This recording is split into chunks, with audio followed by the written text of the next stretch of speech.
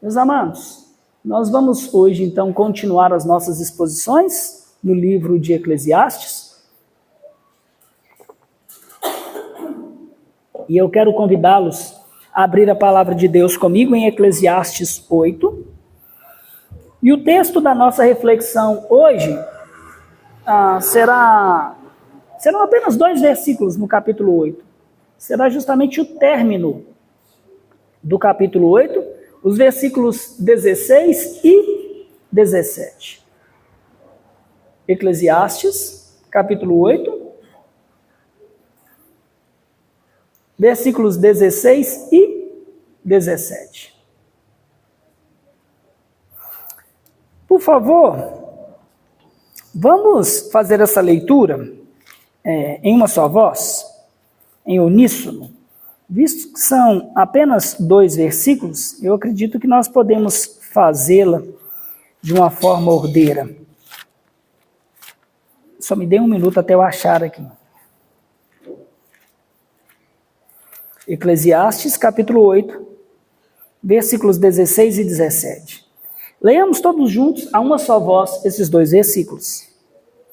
Aplicando-me a conhecer a sabedoria e a ver o trabalho que há sobre a terra, pois nem de dia nem de noite vê o homem sono nos seus olhos. Então contemplei toda a obra de Deus e vi que o homem não pode compreender a obra que se faz debaixo do sol. Por mais que trabalhe, o homem não a descobrir, não a entenderá, e não que diga o sábio que havia de conhecer, nem por isso a poderá achar. Senhor, lida a sua palavra, ajuda-me agora pelo teu Espírito, para que o meditar do meu coração e as palavras dos meus lábios sejam agradáveis a ti, Senhor meu e Redentor meu, e que produza os frutos designados pelo Senhor. Frutos que hão de confrontar, desafiar, corrigir, repreender, mas que também irão confortar, consolar, animar. Frutos que trarão convicção de pecado, arrependimento e salvação. Glorifica-te por meio da tua palavra e vivifica-nos nela. Em nome de Jesus Cristo. Amém. Por acaso você já experimentou aquele sentimento de completa frustração, de fracasso? Você se esforça, estuda, trabalha, produz, se prepara para um exame, um concurso, um teste de direção, uma prova importante, mas ainda assim você fica aquém. Você não consegue? Você percebe que você simplesmente não tinha o conhecimento necessário, a capacidade necessária. E é interessante que houve um homem chamado Samuel Johnson, que foi um importante escritor, um homem muito inteligente. Ele seguramente se simpatizaria com esse nosso sentimento de frustração. Johnson, ele escreveu o primeiro e o mais famoso dicionário da língua inglesa. Mas quando ele terminou a sua obra-prima, o Dr. Johnson, que tinha uma definição para quase todas as palavras da língua inglesa, ele ainda assim estava frustrado. Foi isso que ele escreveu no prefácio da sua grande obra. Vi que uma pesquisa apenas gerava outra, que livro se referia a livro, que procurar nem sempre significa encontrar, e que encontrar nem sempre significa conhecer. E que, portanto, a busca pela perfeição é correr atrás do sol. Meus queridos, Deus, Ele nos deu e ordenou que fizéssemos uso da sabedoria neste mundo. Mas existem barreiras que o conhecimento humano simplesmente não podem ultrapassar. E não importa o quanto nós nos esforcemos para isso. E essa é uma situação que o pregador conhecia muito bem. Procurar por uma sabedoria que pudesse explicar os desígnios secretos de Deus, o pregador percebeu que era como correr atrás do sol, ou correr atrás do vento, para usar as suas próprias palavras. Nós temos visto que o pregador, ele buscou e estudou com zelo ardente, tentando encontrar essa sabedoria, e o que nós percebemos é que ele sempre conclui que Deus impôs limites sobre a sabedoria humana.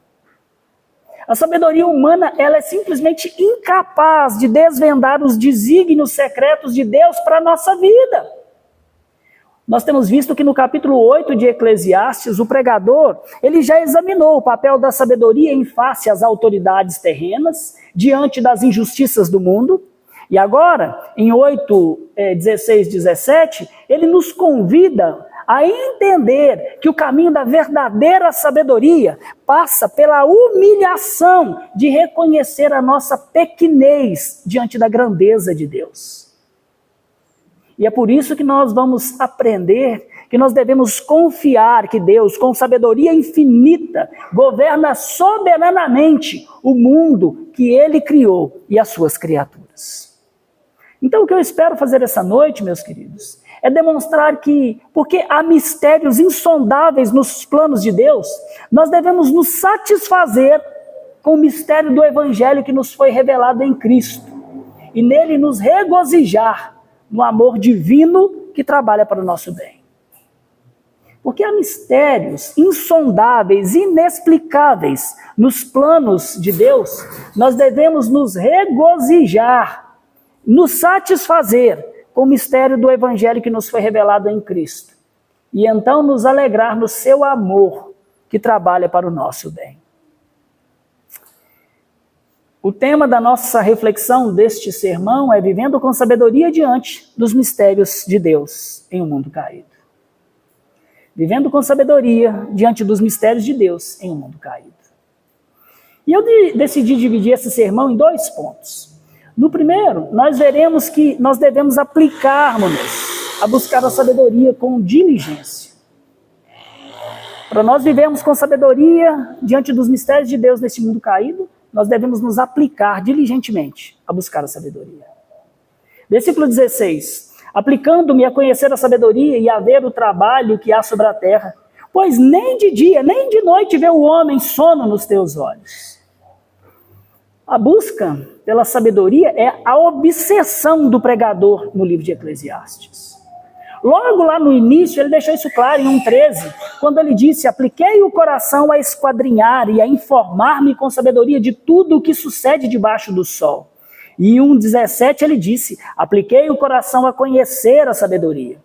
Adquirir sabedoria era o alvo da existência do pregador. E ele tinha 2 objetivos nessa busca. Primeiro, adquirir uma sabedoria que o capacitasse a compreender os mistérios da providência de Deus no governo do mundo debaixo do sol. O segundo era compreender o trabalho que há sobre a terra, ou como ele mesmo já havia dito em 1,13, entender o trabalho que Deus impôs aos filhos dos homens para nele os afligir. Porém, mais do que entender simplesmente a respeito do trabalho braçal, o objetivo do pregador era entender todos os caminhos do ser humano sobre a face da terra.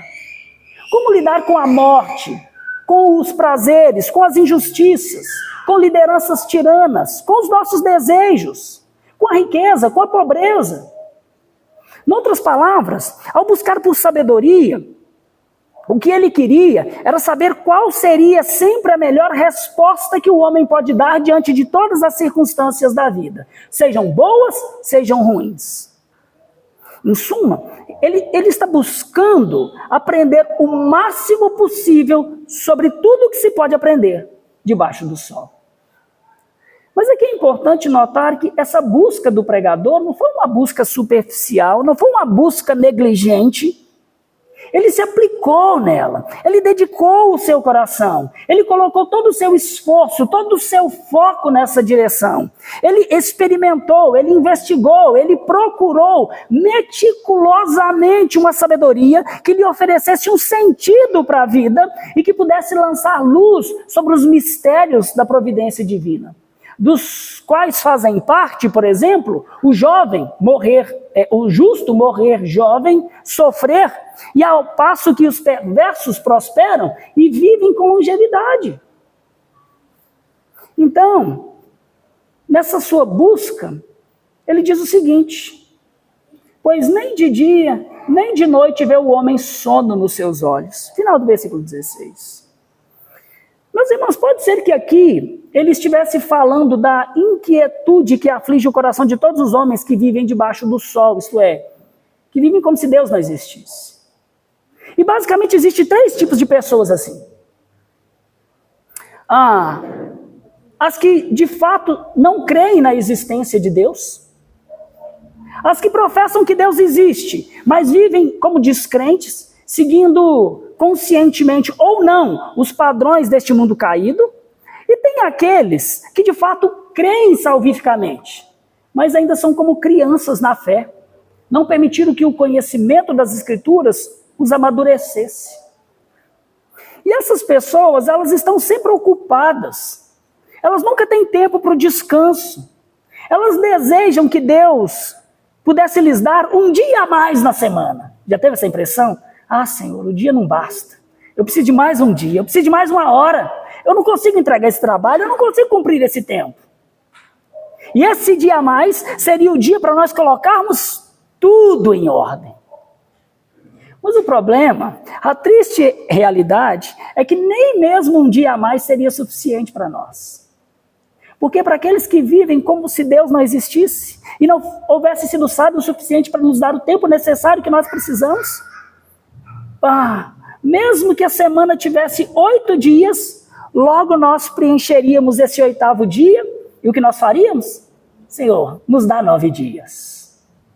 A verdade é que tais pessoas que assim vivem precisam se curvar diante da sabedoria de Deus, que criou o mundo em 7 dias e nos deu 24 horas por dia. E esse tempo, se não tem sido suficiente para nós priorizarmos as prioridades, como por exemplo, ofertar ao Senhor o domingo que é dele, dar-lhe tempo pessoal de adoração, adorar em família no culto doméstico, dar descanso ao nosso corpo. Já ouviram falar disso? Descansar?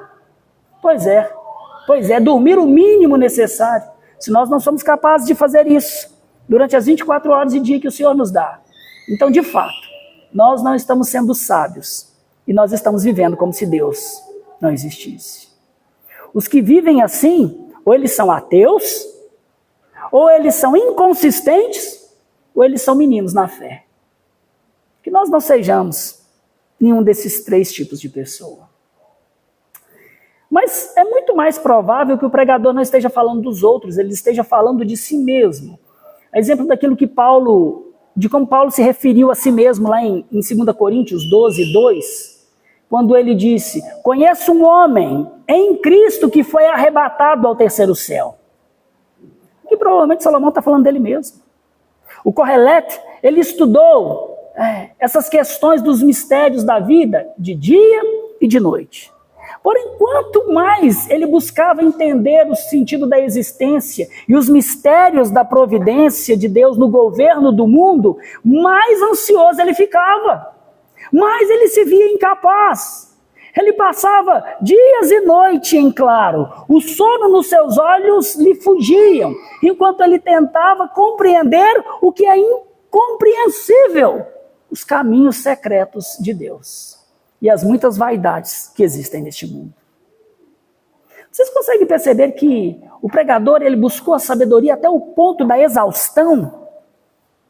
E por que é que ele fez isso? Porque o valor exige. Sim, meus irmãos, tudo o que é precioso, tudo o que nós consideramos valioso tem um preço e nós pagamos esse preço. É por isso que se a sabedoria de Deus, a sabedoria do alto, for importante para cada um de nós iremos provar isso usando de forma adequada o tempo que Deus nos deu e não com palavras vazias de que nós nos importamos, quando os nossos atos mostram que de fato não nos importamos. É por isso que aqui é uma aplicação importante para nós.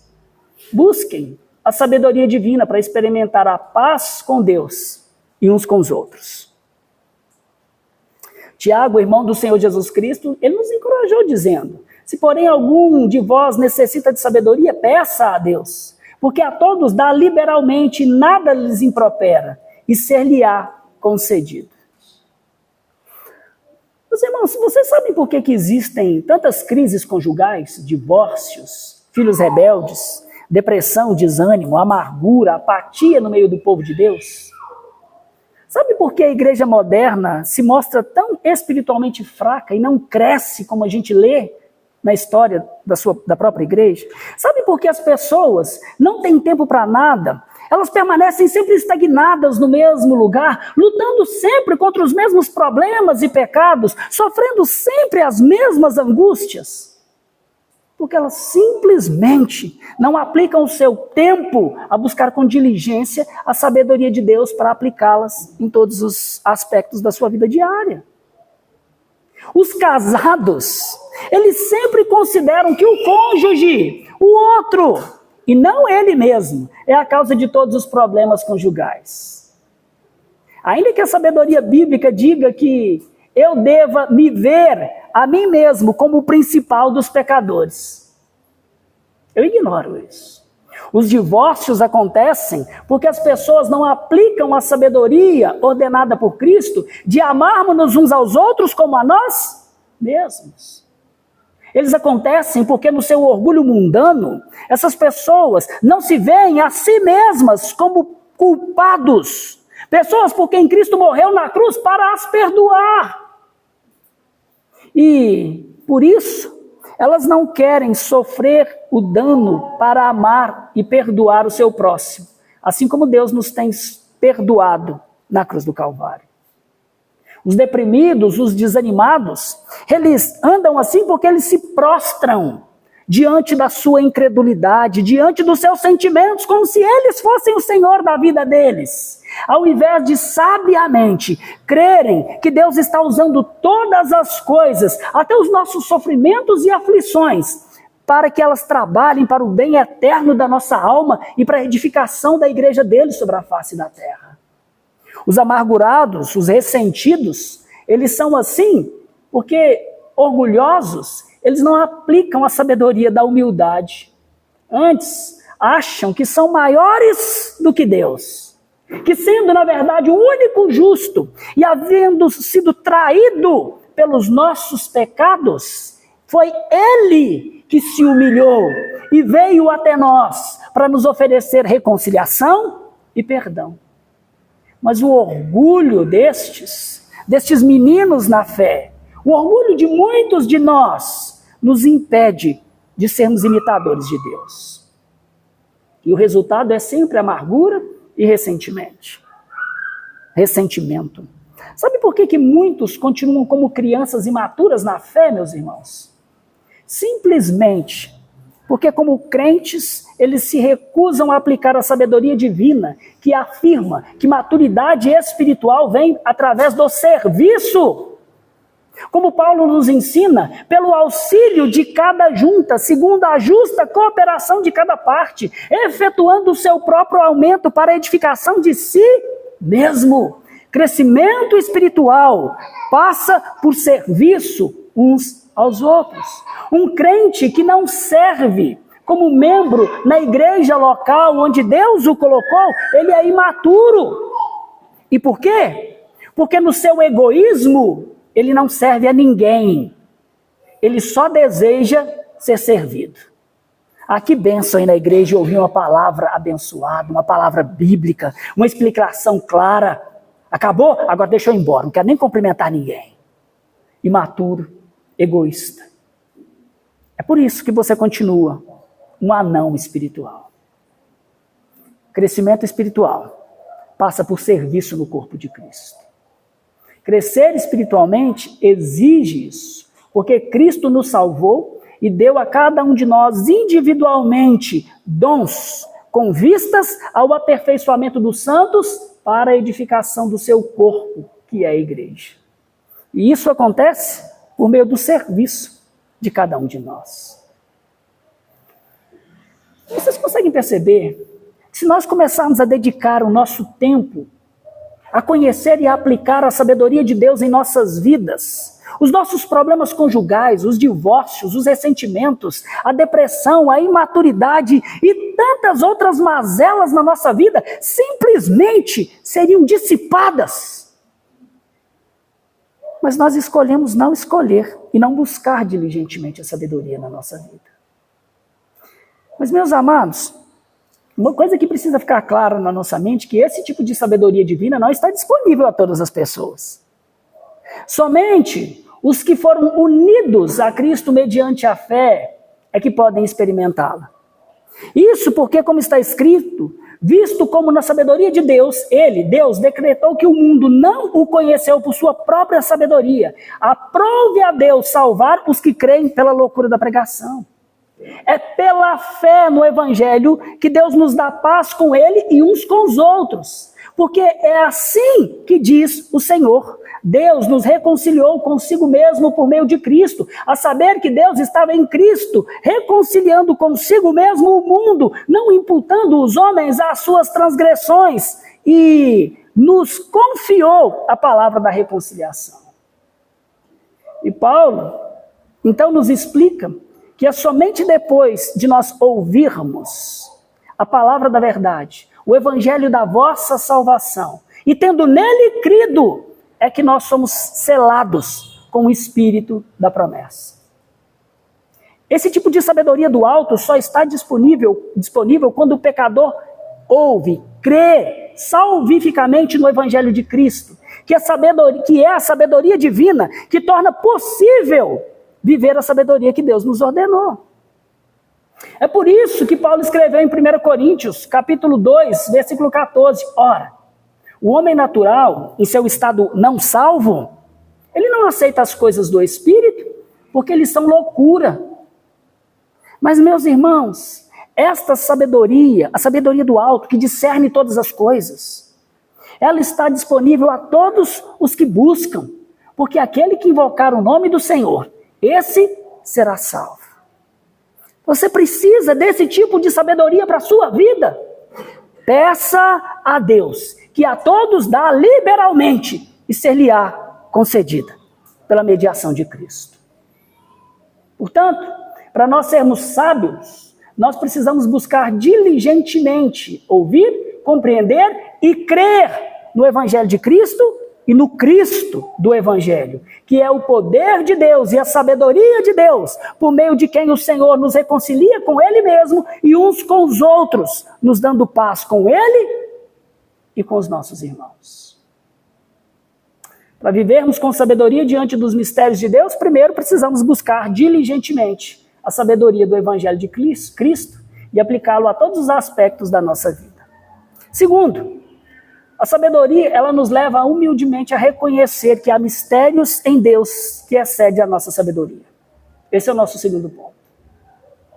Há mistérios em Deus que excedem a nossa sabedoria. Versículo 17. Então contemplei toda a obra de Deus e vi que o homem não pode compreender a obra que se faz debaixo do sol. Por mais que trabalhe o homem para descobrir, não o entenderá.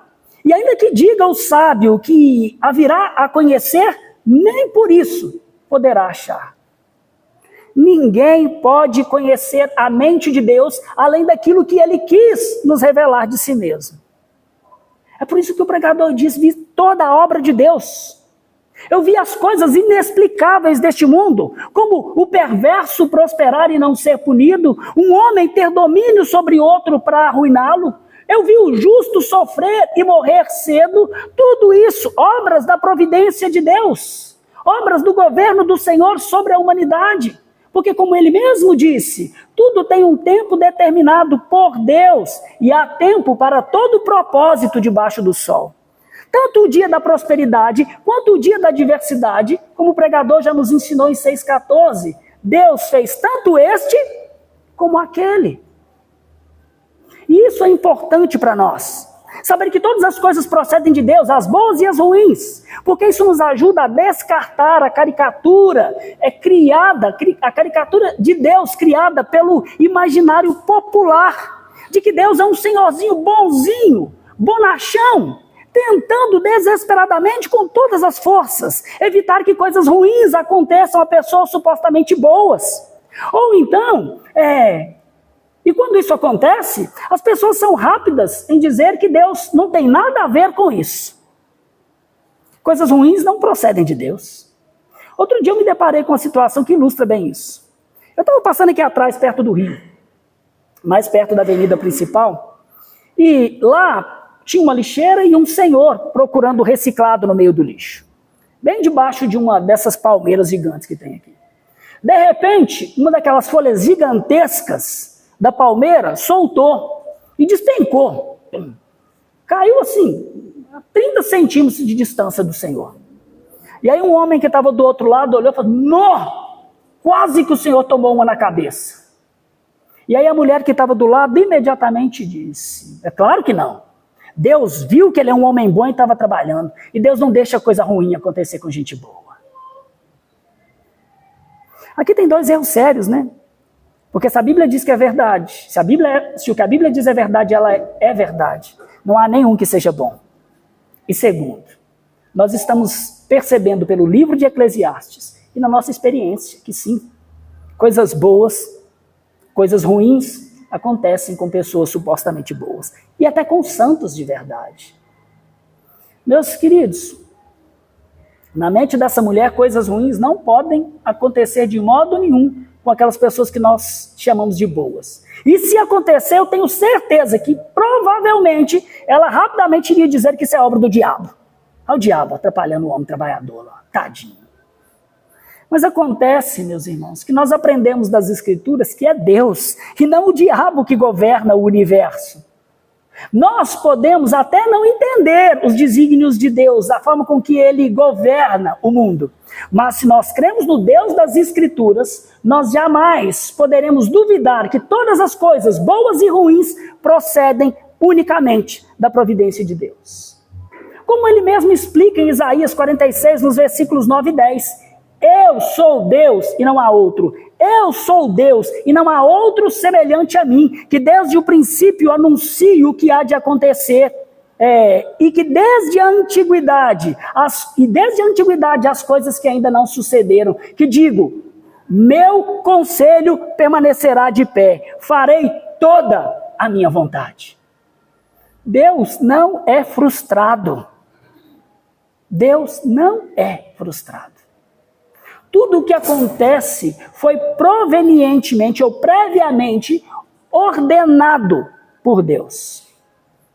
E meus queridos, isso fica muito patente naquelas palavras de Deus através do profeta Isaías, ditas ao arrogante rei da Assíria, que assolava o mundo dos seus dias com terrores, e então atribuía à força do seu braço todo o seu poder e as suas vitórias. Deus lhe disse: acaso não ouviste que há muito tempo dispus eu todas estas coisas?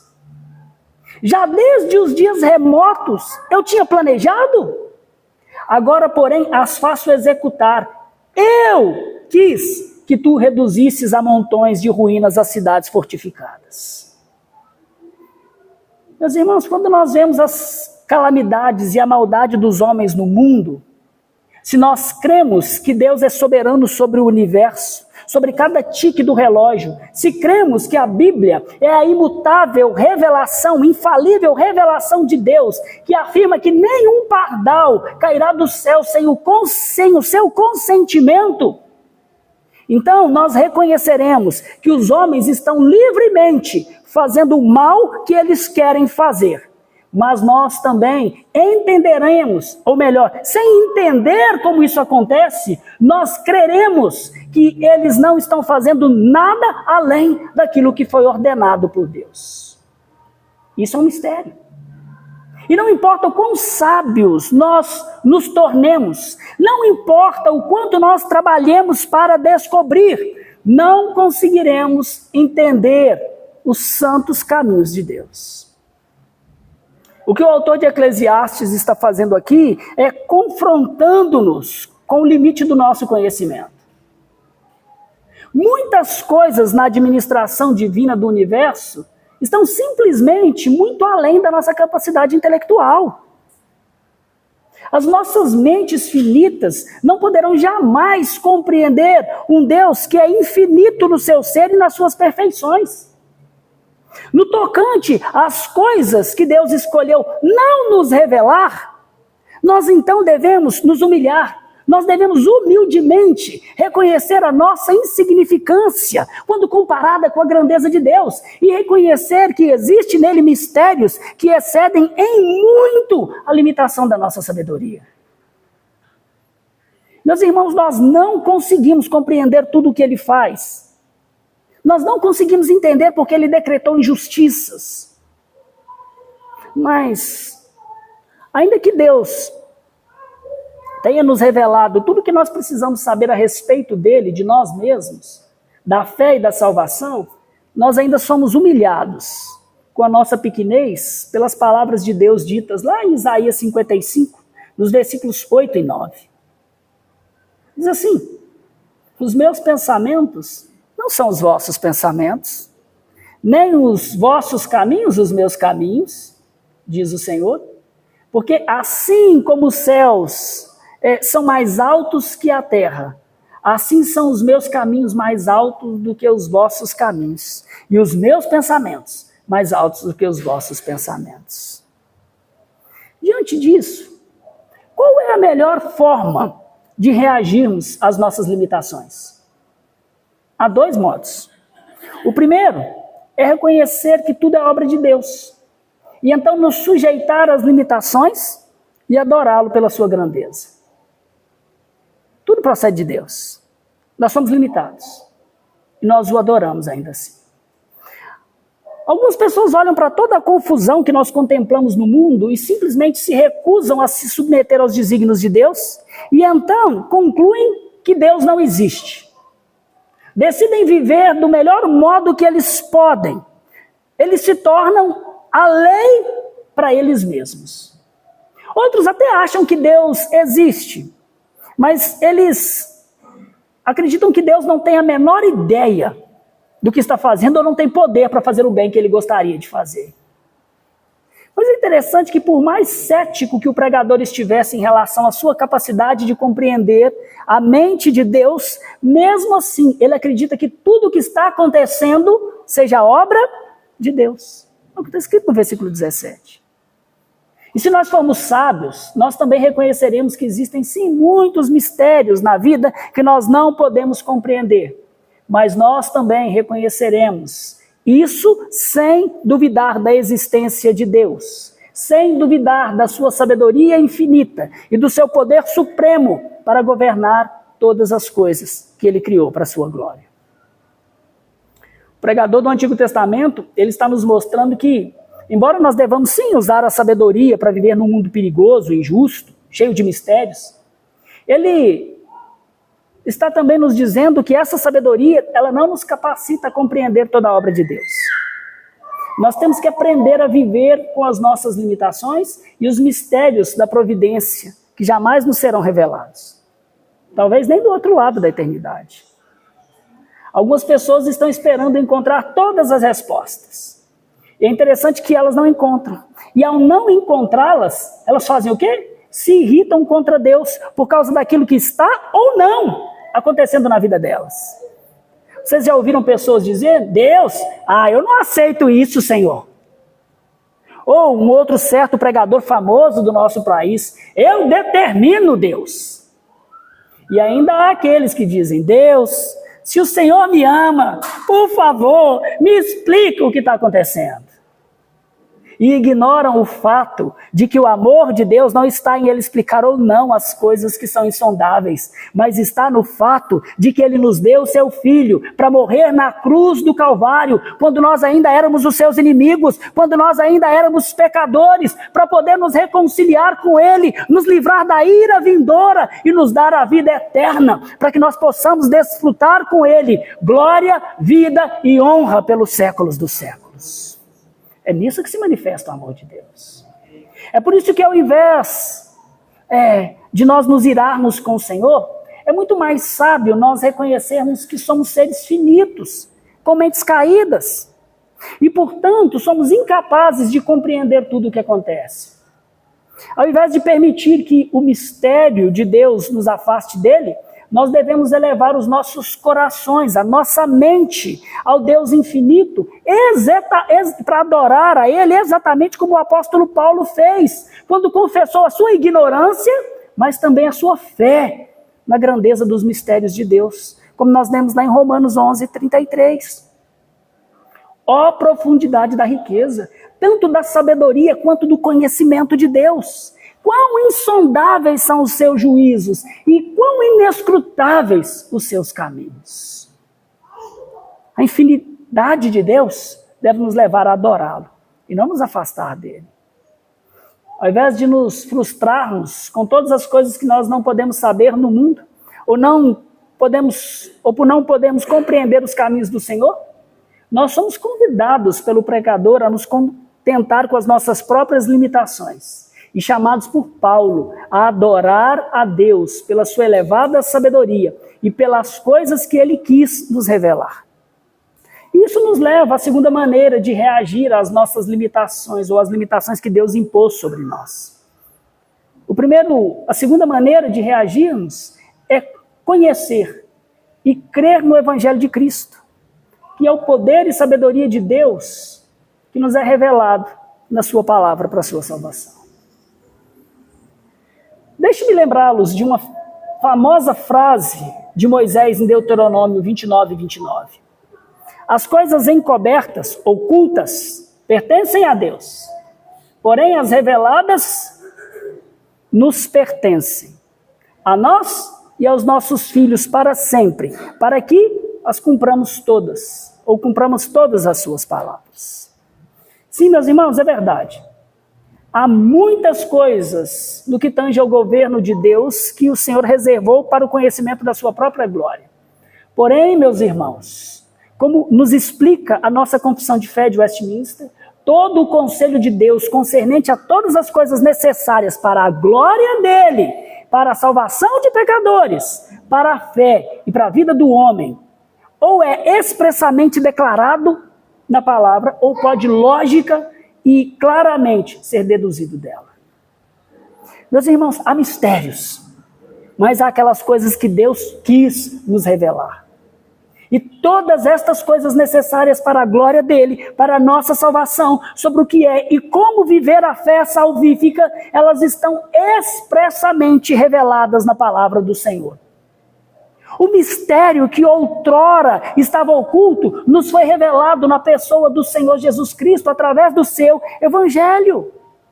É por isso que o apóstolo Paulo escreveu lá em Efésios 3, nos versículos 4-6. Pelo que, quando ledes, podeis compreender o meu discernimento do mistério de Cristo, o qual em outras gerações não foi dado a conhecer aos filhos dos homens, mas agora foi revelado aos seus santos apóstolos e profetas no Espírito. E qual era, meus irmãos, o mistério de Cristo que outrora não fora revelado, mas que nos dias de Paulo, pelo Espírito Santo, havia sido revelado a eles e aos profetas? O próprio Paulo nos responde no versículo 6, a saber, ou 7, que os gentios, você e eu, pessoas não judias, são co-herdeiros, membros do mesmo corpo e co-participantes da promessa em Cristo Jesus por meio do Evangelho. E lá no versículo 12 do capítulo 3 de Efésios, Paulo nos diz que por meio deste Evangelho, deste mistério revelado, nós temos ousadia e acesso ao Pai, com confiança, mediante a fé em Jesus. Em 1 Coríntios, capítulo 2, versículo 7, Paulo diz que o Evangelho é a sabedoria de Deus em mistério, outrora oculta, o qual Deus preordenou desde a eternidade para a nossa glória. O povo de Deus estava esperando o Messias, o Salvador. Mas para eles, para os anjos, para o universo, para o diabo e para todos os seus asseclas, era um mistério quem seria esse Salvador, esse Messias. E o mistério revelado é que o próprio Deus, ele se humilhou e no Filho se fez carne para revelar o mistério que o Senhor havia preordenado desde a eternidade passada para a nossa glória. Glória de quem? Dos judeus? Não. Glória de todas as pessoas do mundo, como se o Senhor fosse salvar todos? Não. Para a glória daquele que ouvir e crer no Evangelho de Cristo. Para a glória daqueles, e somente daqueles, que no tocante a Jesus Cristo, o recebem como Deus encarnado, como o Verbo que se fez homem, como o Filho de Deus, que a si mesmo se esvaziou, assumindo forma de servo, tornando-se em semelhança de homem, reconhecido em forma humana, e a si mesmo se humilhou, tornando-se obediente até a morte, e morte de cruz, para se tornar o Cordeiro de Deus, que tira o pecado do mundo, que foi entregue por causa das nossas transgressões, mas que ressuscitou para a nossa justificação. É para estes, para os que recebem o Senhor Jesus Cristo como Salvador de suas almas, mas como o Senhor da sua vida, é que está reservada o louvor, a glória e a honra que hão de se revelar no dia do Senhor Jesus Cristo. Ah, meus irmãos, aquilo que nem olhos viram, nem ouvidos ouviram, e nem jamais penetrou em coração humano, o que Deus tem preparado para aqueles que o amam, não é a Jerusalém celestial que descerá dos céus, e nem são o novo céu e a nova terra que o Senhor trará na sua glória. O que olhos não viram, e ouvidos não ouviram, e nem coração nenhum jamais imaginou, como Paulo mesmo nos explica em 1 Coríntios 2,10, é o evangelho da nossa salvação, porque Paulo diz que aquilo que estava oculto, Deus nolo revelou pelo Espírito. Era o Salvador, era o Messias, era a redenção, era a reconciliação, era o amor de Deus manifesto no seu Filho, que nos foi revelado no evangelho de Cristo. Portanto, meus amados, ao invés de nós nos ressentirmos pelos mistérios da providência, que Deus quis impor sobre nós esses limites, nós devemos nos regozijar naquilo que Ele quis nos revelar.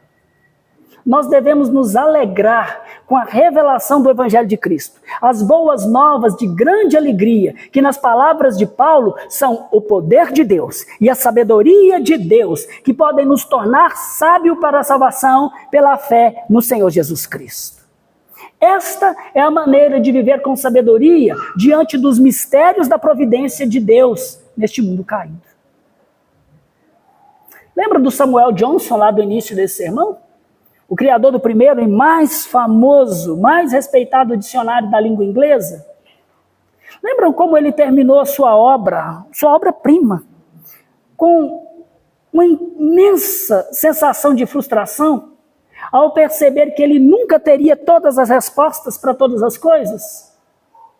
Pois então, meus irmãos, diante de tudo que o pregador nos disse essa noite, ao invés de nós nos frustrarmos com todas as coisas que nós não podemos saber sobre o mundo, ou não podemos compreender nos caminhos de Deus, nós somos convidados pelo Senhor a nos contentar com as nossas próprias limitações e adorar ao Senhor por causa da grandeza da sua sabedoria e por todas as coisas que Ele quis nos revelar, sobretudo aquela que é a maior de todas elas, o Evangelho do Senhor Jesus Cristo, que nos foi revelado na cruz do Calvário.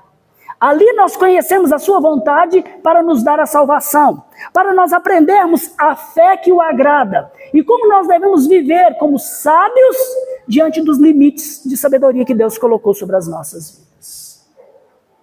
Se por um lado, meus irmãos, nós nos juntamos a Paulo e adoramos a Deus pelos grandes mistérios da sua mente, dizendo, ó profundidade da riqueza, tanto da sabedoria como do conhecimento de Deus, quão insondáveis são os seus juízos e quão inescrutáveis os seus caminhos. Por outro lado, nós também nos unimos juntamente com Paulo, dizendo, bendito Deus e Pai do nosso Senhor Jesus Cristo, que nos tem abençoado com todas a sorte de bênção espiritual nas regiões celestiais, desvendando-nos o mistério da sua salvação, da sua vontade, o Evangelho de Cristo, poder de Deus e sabedoria de Deus, que torna sábio para a salvação todo aquele que nele deposita a sua confiança. Por isso, porque há mistérios insondáveis no governo de Deus sobre o mundo, nós devemos nos satisfazer com o mistério do Evangelho que nos foi revelado em Cristo, nos foi revelado para a nossa salvação e que prova o amor de Deus por nós e que agora mesmo Ele está trabalhando para o bem eterno de todo aquele que nele crê. Que o Senhor nos abençoe.